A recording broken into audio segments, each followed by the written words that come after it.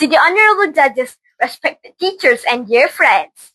Today, I invite you to explore the twists and turns of the timeless tale, Rumpelstiltskin. A long time ago, in a faraway land, there was a poor miller who wanted to get rich. So, he told the king that his daughter could spin straw into gold. When the king heard this, he gave this order: "Put the girl in the tower and lock her in a room filled with straw. If she spins the straw into gold, I will let her go. If not, she will die." Left alone in the locked room in the tower, the miller's daughter started crying because she didn't know how to turn all that straw into gold. Suddenly, an elf appeared out of nowhere. "I can help you turn the straw into gold, but you must give me a gold necklace in exchange," he said. She agreed. The next day, when the king entered the room, he was astonished. He saw that the straw was gone, and now the room was filled with gold. "Put her in a bigger room filled with more straw tonight. If she turns it into gold, I will free her," the king ordered. That night, the elf appeared again and offered to help her, but this time he asked for her ring. By the morning, the straw had been turned into gold, and the elf had disappeared into thin air. Once again, the king was amazed by the miller's daughter. The king became greedy and asked her to spin more straw into gold. He promised to marry her. Night came, and the elf appeared again. "I have nothing to give you," the girl said.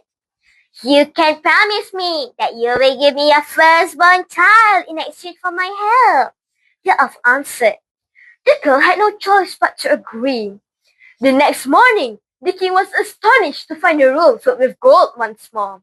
Believing she could give him more gold, he kept his promise and married the girl. Soon after, the queen gave birth to a child. When the elf came to ask for the child, the queen was terrified that the king would lock her in the tower again. "I will give you a lot of gold. Just please don't take my child," the queen begged. "I have no interest in your gold, but I will let you keep your child if you can guess my name correctly within 3 days," he answered. The queen agreed. 2 days passed, and she kept listing names unsuccessfully. "Is your name Abraham? Peter? Adam?" No. That's not my name." The queen decided to send a messenger to follow the elf and find out Israel's name. The man followed the elf into the cottage into the woods. On the way, he heard the elf singing to himself, which started like this: "The queen will never win this game, for Rumpelstiltskin is my name." The next day, the queen pretended she didn't know the elf's name. "Is your name George?" asked the queen. No, that's not my name." "What about Rumpelstiltskin?" the queen said. The elf got so angry.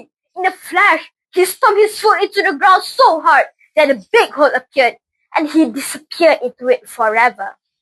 Friends, remember the lessons from this tale. Do not be greedy. We should appreciate and be thankful to what we have. We should also not tell lies to others just to get their attention, because honesty is the best policy. Thank you.